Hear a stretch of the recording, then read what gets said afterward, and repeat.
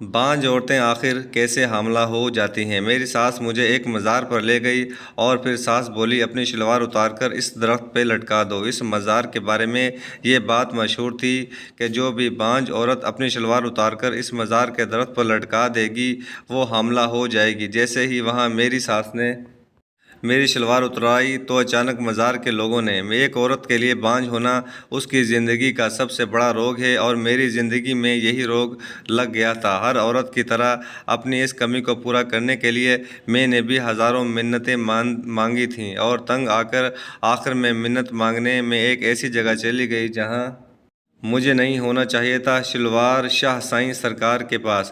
میرے پاس لوگ اٹھتے بیٹھتے مجھے بانجھ کہتے اور میری نندیں مجھ پہ ہنستی، میرا دیور بھی عجیب نظروں سے مجھے دیکھتا۔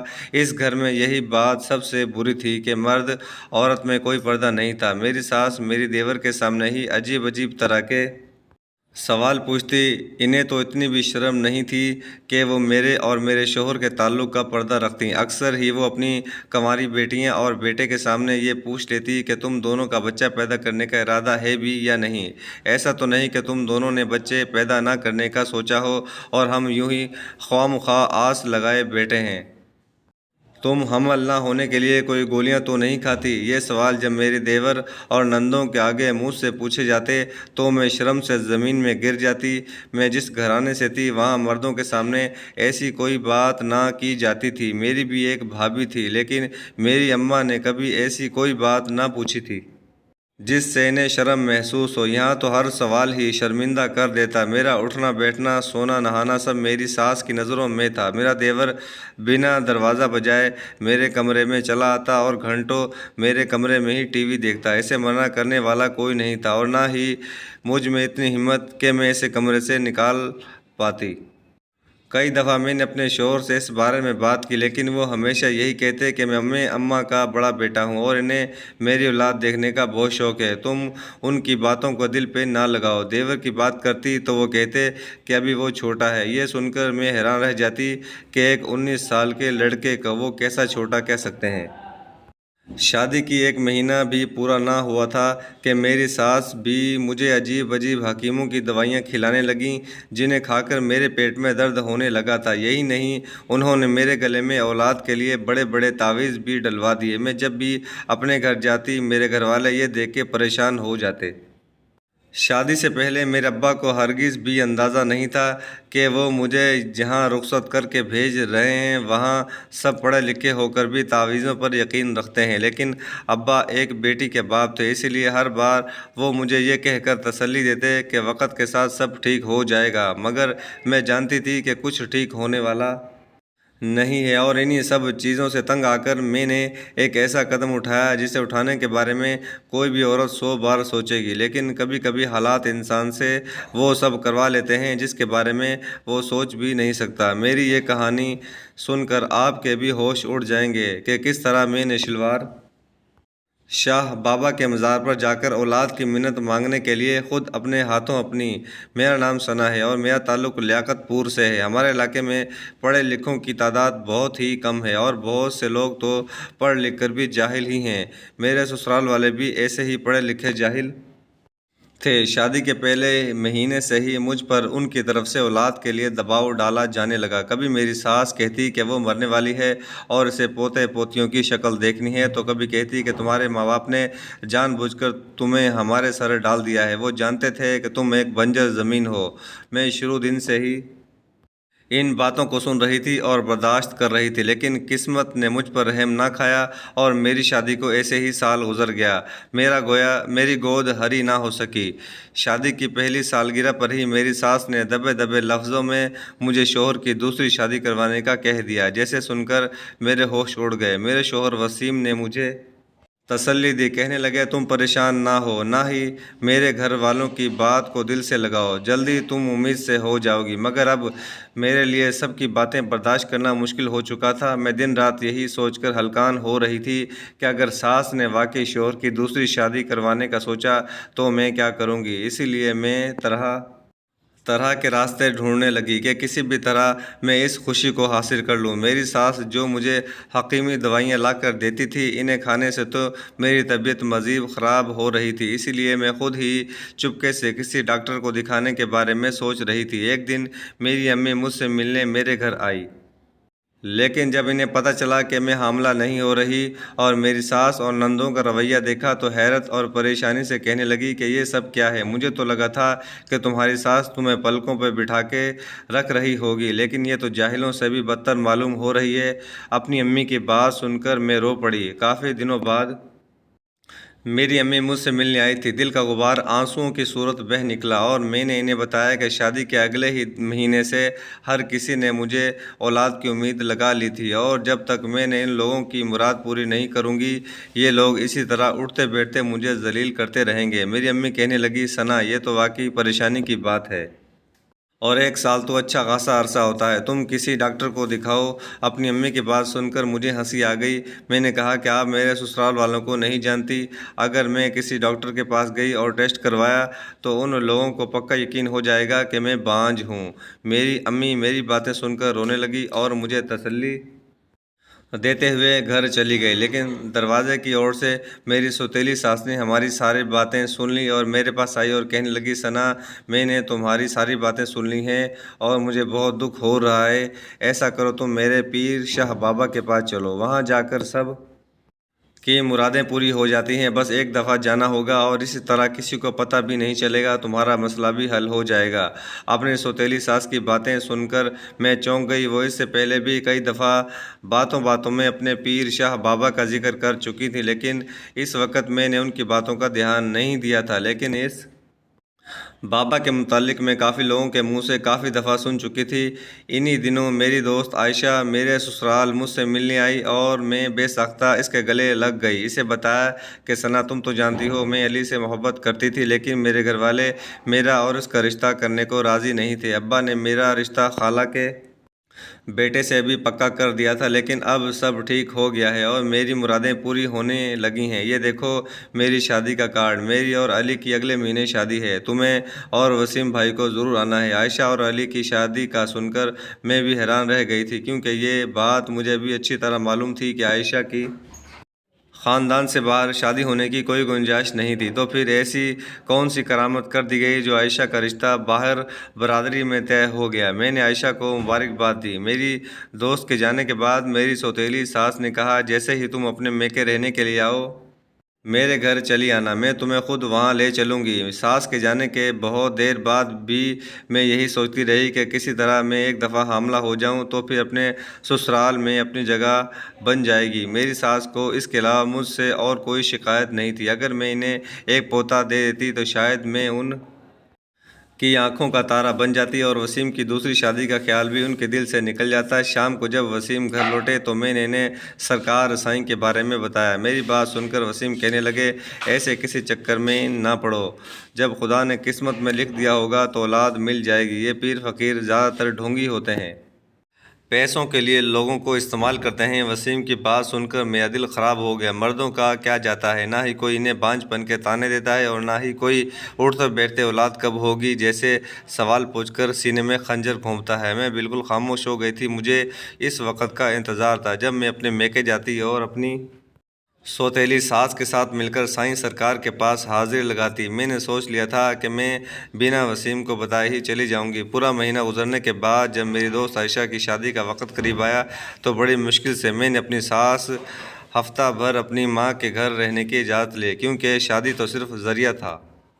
بابا سائیں کے پاس جانے کا وسیم نے مجھے اماں کے گھر چھوڑ دیا اور کہنے لگے، اب تم ایک ہفتہ سکون سے رہو اور بچے کے بارے میں کچھ نہ سوچنا۔ اب اپنے گھر جا رہی تھی تو ماں کے ساتھ خوش رہنا، لیکن ایسا کیسے ممکن تھا کہ ایک بے اولاد عورت کو دیکھ کر کوئی اولاد کا نہ پوچھے۔ میں جیسے ہی اماں کے گھر میں داخل ہوئی تو سامنے ہی میری پھپھو بیٹھی تھی۔ مجھے دیکھتے ہی کہنے لگی کہ ثنا، خوشخبری کب سنا رہی ہو؟ یہ سوال سنتے ہی میرے تن بدن میں آگ لگ گئی۔ پھپھو میرے چہرے کے بدلتے ہوئے رنگ محسوس ہونے لگے تو کہنے لگی، ارے میں تو ایسے ہی پوچھ رہی تھی، اپنی سدرا کی شادی بھی تو تمہارے ساتھ ہی ہوئی تھی، اب تو وہ ایک بچے کی ماں بن چکی ہے اور دوبارہ بھی امید سے ہو چکی ہے۔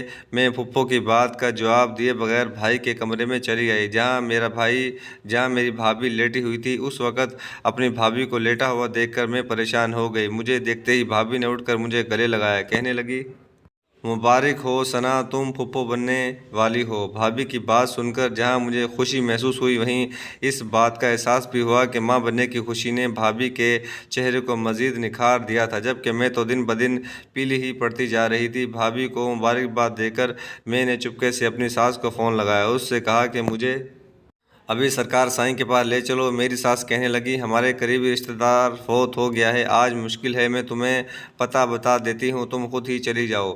اپنی سوتیلی ساس کی بات سن کر میں گھبرا گئی۔ میں نے پریشانی سے کہا کہ میں نے تو آج تک آپ کے سائیں سرکار کو دیکھا بھی نہیں، میں وہاں جا کر ان سے کیا بات کروں گی؟ میں آج تک کبھی کسی بابا کے پاس نہیں گئی ہوں۔ میری بات سن کر میری ساس کی ہنسی نکل گئی۔ وہ کہنے لگی، سرکار سائیں زندہ تھوڑی ہیں، وہ سالوں پہلے انتقال کر چکے ہیں، تمہیں تو ان کے مزار پر جانا ہوگا۔ یہ سن کر میں حیران رہ گئی کہ میں ان کے مزار پر جا کر کیا کروں گی؟ مجھے تو لگا تھا کہ وہ کوئی زندہ انسان ہوں گے جو مجھے کچھ پڑھنے کے لیے دیں گے، اپنے کسی روحانی علم کے ذریعے میری مدد کریں گے، لیکن جب ساس نے مجھے بتایا کہ مجھے اس کے مزار پر جا کر کیا کرنا ہوگا تو میرے ہوش اڑ گئے۔ میں نے اپنی ساس سے کہا کہ یہ تو کسی بھی طرح ممکن نہیں ہے، میں ایسے کیسے کر سکتی ہوں؟ کرنا تو دور، میں ایسا سوچ بھی نہیں سکتی۔ میری ساس کہنے لگی، اتنا کیوں سوچ رہی ہو؟ اگر انسان ایک خوشی پانی ہے تو کوئی قربانی تو دینی ہی ہوگی، اور طلاق لینے سے اچھا ہے کہ تم یہ قربانی دے دو۔ میں نے بھی اپنی مرادوں کو پانے کے لیے یہی راستہ اپنایا، کسی کو علم بھی نہ ہو، اور آج میری خوشی یعنی تمہارے سسر میری مٹھی میں ہے۔ ساس کا فون بند ہونے کے بعد میں کافی دیر تک غائب دماغی سے بیٹھی رہی۔ مجھے سمجھ نہیں آ رہا تھا کہ یہ کیسا مزار ہے جہاں جا کر مجھے بے آبرو ہونا پڑے گا۔ بہت سوچنے کے بعد میں نے یہی فیصلہ کیا کہ میں وہاں نہیں جا سکتی، کیونکہ یہ میرے لیے بہت ہی مشکل کام تھا۔ میں نے اپنی سوتیلی ساس کو بھی اپنے فیصلے سے آگاہ کیا اور اپنی دوست کی شادی اٹینڈ کرنے کے بعد واپس اپنے سسرال چلی آئی، لیکن سسرال پہنچتے ہی میرے ہوش اڑ گئے۔ میری ساس کی دوست آئی ہوئی تھی اور میری ساس ان کی بیٹی سے وسیم کی شادی کی بات کر رہی تھی۔ دراصل مجھے ایک دن بعد واپس آنا تھا، لیکن میں ایک دن پہلے ہی لوٹ آئی تھی، اور یہ بات میری ساس کے علم میں نہیں تھی۔ جیسے ہی میرے کانوں میں میری ساس کے جملے پڑے کہ وہ میرے بانجھ پن کی وجہ سے وسیم کا دوبارہ بیاہ کروانا چاہتی ہے، میرے قدموں تلے سے زمین نکل گئی۔ میں نے غصے میں اپنی ساس سے کہا کہ ابھی میری شادی کو سال بھی نہیں ہوا اور آپ اپنے بیٹے کی دوسری شادی کروانے کی سوچ رہی ہیں۔ میری ساس تو پہلے سے ہی بھری بیٹھی تھی۔ میری بات سن کر کہنے لگی، جب تو نے ایک سال میں ہمیں خوشخبری نہ دی تو اب ہم کیا تجھ سے امیدیں وابستہ کر کے رکھیں؟ میں نے اپنی ساس سے کہا کہ کم سے کم کچھ مہینے تو اور صبر کر لیں۔ میری ساس منہ بنا کر کہنے لگی، چل ٹھیک ہے، میں 2 مہینے اور انتظار کر لیتی ہوں، اس کے بعد میں خود اپنے بیٹے کا دوسرا نکاح پڑھوا دوں گی۔ وسیم نوکری پر گئے ہوئے تھے۔ میں اپنے کمرے میں روتی ہوئی آئی تو یہ دیکھ کر ٹھٹک گئی کہ میرا دیور پہلے سے ہی میرے بستر پر لیٹا ہوا ٹی وی پر کچھ فلم دیکھ رہا تھا۔ مجھے دیکھ کر وہ بھی اٹھ کر نہیں بیٹھا تھا۔ مجھے اس کا یہ انداز بہت ہی برا لگا۔ میرے دل میں آیا کہ اس کو کھری کھری سنا کر کمرے سے باہر جانے کا کہہ دوں، لیکن پھر خیال آیا کہ پہلے ہی میری ساس وسیم کی دوسری شادی کا سوچ کر بیٹھی ہے، اگر میں نے ذرا بھی غلطی کی تو اسے نیا موقع مل جائے گا۔ میں اپنی ساس کو کوئی موقع نہیں دینا چاہتی تھی، کیونکہ ابھی تک وسیم کو مجھ سے محبت اور ہمدردی تھی، لیکن اگر مجھ سے کوئی غلطی ہو جاتی تو شاید میں وسیم کے دل سے بھی اتر جاتی۔ کافی دیر بعد جب میرا دیور کمرے سے چلا گیا تو میں تکیے پر لیٹی آنسو بہانے لگی۔ ساس کی باتیں میرے کانوں میں گونج رہی تھی۔ اس نے مجھے بتایا کہ تمہیں وہاں جا کر پہلے اپنی شلوار اتار کر مزار کے درخت پر لٹکانی ہوگی، اور اس کے بعد قبر کے پاس ہی کھڑے ہو کر اپنی منت مانگنی ہوگی، اور پھر ایسے ہی واپس مزار سے باہر آنا ہوگا۔ میری ساس رشیدہ کی بات سن کر میرے رونگٹے کھڑے ہو گئے تھے۔ میں نے کہا کہ آپ ہوش میں تو ہو، میں مزار پر جا کر اپنی شلوار کیسے اتار سکتی ہوں؟ میری ساس کہنے لگی، تم فکر نہ کرو، وہاں جتنے بھی مرد اور عورتیں آتی ہیں وہ سب کی سب اپنے منت پوری کرنے کے لیے یہی کام کرتی ہیں، تم انوکھی نہیں ہوگی۔ میں نے اپنی ساس سے پوچھا تو کیا آپ نے شلوار کو اتار کر دوسری شلوار پہنی ہوگی؟ وہ کہنے لگی کہ نہیں، مزار سے ایسے ہی باہر نکلنا ہوگا اور 40 قدم چلنے کے بعد تم خود کو ڈھانپ سکتی ہو، لیکن ساتھ دوسری شلوار لانے کی اجازت نہیں۔ مزار سے باہر نکل کر 40 قدم تمہیں بنا شلوار کے ہی چلنا ہوگا۔ میری ساس نے مجھے ایڈریس بتا دیا اور ساتھ ہی کہا کہ اگر تمہیں ٹھیک لگے تو چلی جاؤ۔ میں ایسی جگہ جانے کے بارے میں سوچ بھی نہیں سکتی تھی، مگر اپنا گھر بچانے کے لیے مجھے یہ کوئی مشکل کام نہیں لگ رہا تھا۔ میں نے دل میں سوچا، کون سا وہاں اکیلی ہوں گی، اور بھی تو مرد اور عورتیں اپنی مرادیں پوری کرنے کے لیے آتے ہی ہوں گے۔ جب غرض اپنی ہو تو دل ہیلے بہانے ڈھونڈ ہی لیتا ہے۔ شام کو وسیم گھر لوٹے تو ان کی ماں نے انہیں بتایا کہ وہ ان کی دوسری شادی کا سوچ رہی ہیں۔ یہ سوچتے ہی وسیم نے فوراً انکار کر دیا۔ میری ساس نے چھری اٹھا کر گلے پر رکھ لی اور کہنے لگی، اگر اگلے 2 مہینے میں تیری بیوی نے خوشخبری نہ سنائی تو میں خود کو مار لوں گی۔ میں تو ویسے ہی تیرے بچے دیکھنے کی آس میں زندہ ہوں، اگر تجھے ساری عمر بے اولاد ہی رہنا ہے تو میں جی کر کیا کروں گی۔ اپنی اماں کو اس طرح چھری اٹھائی دیکھ کر وسیم نے ان سے وعدہ کر لیا کہ اگر 2 مہینے میں اولاد کی خبر نہ ملی تو وہ ضرور دوسری شادی کے بارے میں سوچیں گے۔ وسیم کے لفظوں نے میرے پیروں کی جان نکال دی۔ میرے لیے کھڑا ہونا بھی مشکل ہو گیا۔ بس وہی لمحہ تھا جو میں نے فیصلہ کر لیا تھا کہ میں پیر شلوار شاہ کے مزار پر حاضری ضرور دوں گی۔ کیا پتہ میری ساس کی طرح میری مراد پوری ہو جاتی اور میرا گھر اجڑنے سے بچ جاتا، لیکن ایک مسئلہ پیش آ گیا کہ مجھے دوبارہ میری ساس اتنی جلدی میرے میکے جانے کی اجازت دینے والی نہیں تھی، اور مجھے یقین ہو گیا تھا کہ اگر 2 مہینے میں حاملہ نہ ہوئی تو وہ میرے سر پر سوتن لا کر ضرور بٹھا دیں گی۔ اسی لیے میں نے ایک دوسرا راستہ ڈھونڈا اور اس وقت کا انتظار کیا جب گھر میں کوئی موجود نہ ہو۔ اکثر میری ساس اور نند کسی نہ کسی رشتہ دار کے گھر دوپہر کے وقت چلی ہی جاتی تھیں، اور پورے 6 دن بعد ایک دن ایسا آ گیا جب گھر میں میرے علاوہ اور کوئی موجود ہی نہیں تھا۔ میں نے بنا سوچے سمجھے چادر اوڑھی، گھر سے نکلی۔ یہ پتہ میرے گھر والوں سے کافی دور تھا۔ رکشا کر کے میں مزار پر پہنچی تو یہ دیکھ کر حیران رہ گئی کہ مزار پر ایک سوکھا سا درخت تھا جس پر پتہ نہیں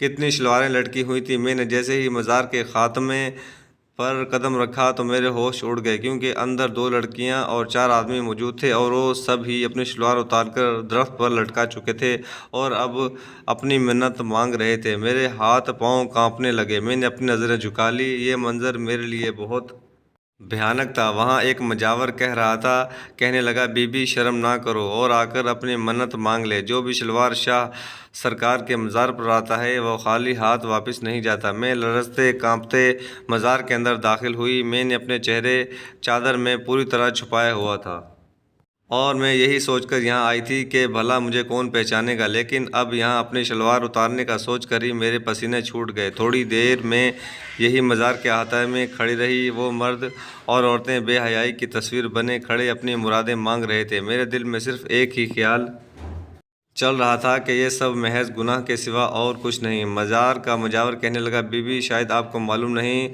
شلوار شاہ سائنگ نے ساری زندگی شلوار نہ پہنی۔ وہ تو اتنا زیادہ علم رکھنے والے تھے کہ لوگوں کی شلواروں کے آر پار دیکھ لیا کرتے تھے۔ یہ سب ان کی کرامات کا نتیجہ ہے کہ جو بھی یہاں ان کی قبر پر آ کر شلوار لٹکاتا ہے ان کی ہر مراد پوری ہو جاتی ہے۔ اولاد کو لے کر میں لاکھ پریشان سہی، لیکن میں بے دین نہیں تھی۔ میں نے ہمیشہ سے ہی خدا کا خوف اپنے دل میں رکھا تھا، اور یہاں کھڑے لوگ مجھے خدا کے خوف سے بے نیاز نظر آ رہے تھے۔ کچھ ہی دیر میں وہاں ایک اور لڑکی چلی آئی اور اس نے اپنی آتے ہی شلوار درخت پر لٹکا دی۔ مجاور کی نظریں اس لڑکی پر ٹھہری ہوئی معلوم ہونے لگی۔ اتنا ہی نہیں بلکہ وہاں پہلے سے موجود 2 مرد بھی اس لڑکی پر نظر ڈال رہے تھے۔ لمحوں میں میرے دل نے فیصلہ کر لیا کہ میرا ایمان جیت گیا ہے اور یہ سب جھوٹے فسانے ہار گئے تھے۔ مجھے اولاد چاہیے تھی، لیکن اس طرح بے آبرو ہو کر نہیں، بلکہ اپنے رب سے مانگ کر۔ پہلے میری قرآن پاک کے ٹیچر نے مجھے یہ سبق اچھی طرح پڑھایا کہ جب خدا دیتا ہے تو کوئی روک نہیں سکتا، اور نہ دینا چاہے تو کوئی دے ہی نہیں سکتا۔ میں آہستہ آہستہ مزار سے باہر نکلتی ہوئی چلی آئی۔ میری آنکھیں آنسوؤں سے بہہ رہی تھی۔ میں خدا کی شکر گزار تھی کہ اس نے مجھے شرک جیسے گناہ سے بچا لیا تھا اور میں کسی بدعت کا شکار نہیں ہوئی تھی۔ لوگوں کی منتیں یہاں آ کر پوری ہو جانا کوئی مشکل بات نہیں تھی۔ جب انسان پتھر کو رب مان کر اس سے مانگتا ہے تو اسے بھی کسی نہ کسی طرح سب کچھ مل جاتا ہے۔ یہ دنیا تو ہی آزمائش کی جگہ، اور میں آزمائش میں ناکام نہیں ہونا چاہتی تھی۔ میں واپس گھر لوٹ آئی تھی۔ خدا کا شکر تھا اور میری सास नंदे अभी भी घर पर नहीं आई थी। मैंने घर आते ही वज़ू किया और 2 रकअत नफल हाजात अदा की। मुझे गैरुल्लाह से नहीं बल्कि अल्लाह से मांगना था। मैंने रो रो कर अल्लाह से माफ़ी भी मांगी और औलाद के लिए दुआ भी। खुदा ने मेरी औलाद और मेरी नीयत दोनों ही देखी और दुआ भी कबूल कर ली। इस महीने मुझे हामला होने की खबर मिल गई। मैंने एक दफ़ा फिर खुदा का शुक्र अदा किया कि मैं शिरक का शिकार होने से बच गई और अपने रब पर तवक्कल करने का इनाम भी मुझे नसीब हो गया। हमारे इर्द गिर्द ऐसे कई ढोंगी बाबा और दीवारों पर नस्ब इश्तिहार मौजूद होते हैं जो खुलेआम हमेशा की दावत देते हैं, और हम अपनी परेशानियों में इस कदर उलझे हुए होते हैं कि बिना सोचे समझे ऐसे लोगों का शिकार बन जाते हैं। कोई भी नहीं जानता कि मज़ार में कौन दफन है और ऐसे कौन बाबा थे जो है भी या नहीं, लेकिन हर कोई इतना ज़रूर जानता है कि इस तरह औरत या मर्द का बरहना हो जाना बिल्कुल भी जायज़ नहीं। हमें चाहिए कि दीन की तालीम सीखें और इस तरह के लोगों के खिलाफ़ कानूनी कार्रवाई की जाए ताकि कोई मजबूर औरत इस तरह करने के बारे में ना सोचे। कि आप लोगों ने भी पहले शाह हसैन सरकार के बारे में सुना या फिर किसी ऐसे बुज़ुर्ग या बाबा का मज़ार देखा है जिसके बारे में आपको कुछ इल्म नहीं लेकिन वहाँ शिरक होता हो? कमेंट्स में अपनी राय का इज़हार ज़रूर कीजिए। नाज़रीन, आप की हमारी कहानी अच्छी लगी तो लाइक और शेयर ज़रूर कीजिए और हमारे चैनल को सब्सक्राइब कीजिए और हर आने वाली वीडियो का नोटिफिकेशन बर वक्त आपको मिल सके।